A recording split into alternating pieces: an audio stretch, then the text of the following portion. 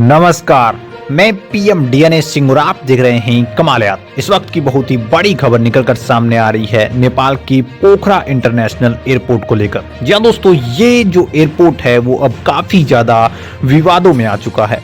एक तरफ देखा जाए तो लोग कह रहे हैं कि विवादों में आ चुका है, और दूसरी तरफ जो खुद यहाँ पे पीएम है नेपाल के, वो ऐसा मानते हैं कि इसे विवादों में ना लिया जाए। तो दोस्तों, हम यहाँ पे कई टॉपिकों पर इस पर बात करने वाले हैं। एक तरफ पॉइंट ऑफ व्यू देखेंगे हम, जब नेपाल के पीएम ने यहाँ उद्घाटन किया था तब उनके हालात क्या थे, और इसके साथ साथ दूसरी तरफ हम बात करेंगे कि भारतीय मीडिया में इसके लिए क्या बोला जा रहा है, जो कि दोनों चीजें इंपॉर्टेंट हैं और हम सभी को सुनना चाहिए, देखना चाहिए। तो वीडियो के अंत तक बने रहिए, और अगर आप चैनल पर नए हों तो चैनल को सब्सक्राइब करके बेल आइकन दबा लीजिए ताकि आपको अगला अपडेट भी सबसे पहले मिले। चलिए वीडियो को शुरू करते हैं। दोस्तों, नेपाल के लिए ये तीसरा इंटरनेशनल एयरपोर्ट होगा, और ये यहाँ पे हिमालय एयरलाइंस ने हवाई अड्डे पर एक सफल परीक्षण उड़ान भर ली है, और पोखरा में यहाँ पे एयरबस A320 और 214 उतारने वाली पहली एयरलाइंस बन चुकी है। 2014 में चीन के बेल्ट एंड रोड इनिशिएटिव सहयोग से यहाँ पे ये कार्य शुरू हुआ था, और फिर के निर्माण का ठेका चाइनीज यहाँ पे जो CAMC इंजीनियर की लिमिटेड को सौंपा गया था। हवाई अड्डे के निर्माण कार्य को यहाँ पे 2017 में 22 मिलियन रुपए के अंदर अनुमानित लागत में पूर्ण कर लिया गया था, और इसी के साथ यहाँ पे ये जो उद्घाटन या फिर खोलना बहुत ज़्यादा लेट हो गया था।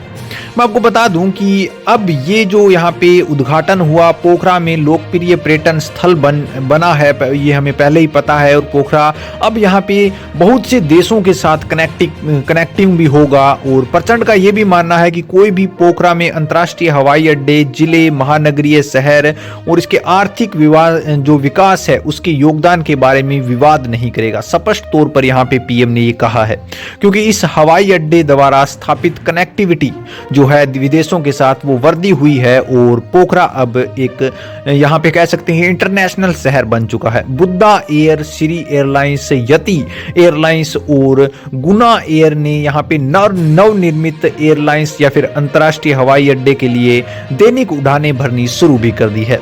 अब दोस्तों, यहाँ पे ये चीज आप गौर के से देखना कि बुद्धा एयर, श्री एयरलाइंस और ये जितनी भी मैंने बताई है, इसके साथ साथ जजीरा भी यहाँ पे अब उड़ान भरने के लिए तैयारी कर रहा है। अब यहाँ पे इस पर ही मुद्दा उठेगा। यहाँ पे अगर बात करें दोस्तों, तो इंडिया के कई न्यूज रिपोर्टिंग ऐसा बताते हैं कि चीन एक तरफ यहाँ पे चंगुल में फंसा रहा है, अपने यहाँ पे जो रोड बेल्ट परियोजना है उसके तहत लेकर इसे कर्जदार बनाना चाहता है। दूसरी ओर वह कहा है कि ये कर्जे का पिटारा ही है और कुछ नहीं है। चीन का ऐसा मानना है, कहीं ना कहीं रिपोर्टर ऐसा कह रहे हैं। दूसरी तरफ वो ये भी कह रहे हैं कि विदेशों से कहीं भी संपर्क नहीं बन रहा है। इस यहाँ पे एयरपोर्ट के लिए विदेशी हवाई यान कैसे उतरेंगे, ये भी एक बहुत बड़ा समस्या का विषय बन चुका है। और दूसरी ओर कहीं ना कहीं अगर भारत ने इससे मुंह फेर लिया तो ये जो यहाँ पे सुनहरा जो प्रोजेक्ट दिखाई दे रहा है वो कहीं ना कहीं सफेद हाथी बनकर खड़ा हो जाएगा। कहीं ना कहीं बहुत बड़ी मुश्किल यहाँ पे नेपाल के लिए बनकर खड़ी हो जाएगी।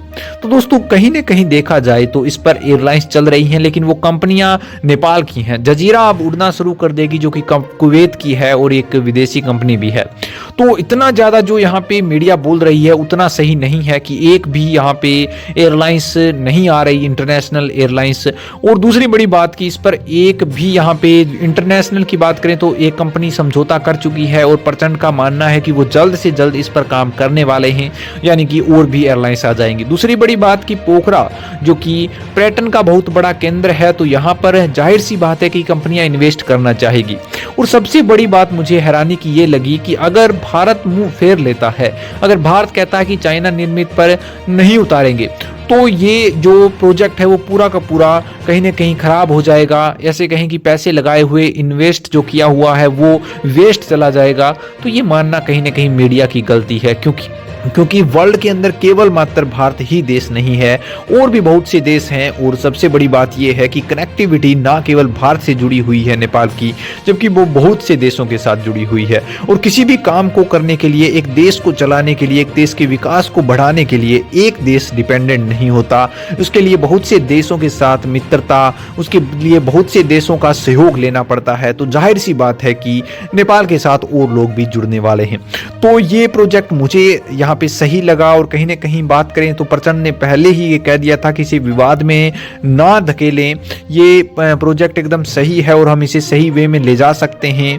अगर विवाद में झेल दिया तो कहीं ना कहीं हम खुद ही इस प्रोजेक्ट को खराब कर लेंगे, जो कि सबसे बड़ी पॉजिटिव बात मुझे लगी। दोस्तों, आपकी क्या राय इसके बारे में अपने विचार कमेंट सेक्शन में जरूर लिखिए। चलिए, आज के लिए इतना रखता है कि कोई नया अपडेट मिलता है तो फिर आपके सामने हाजिर हूं। तो वीडियो को लाइक कीजिए, शेयर कीजिए, और अगर आप चैनल पे नए हो तो चैनल को सब्सक्राइब करके बेल आइकन दबा लीजिए, ताकि आपको अगला अपडेट भी सबसे पहले मिले।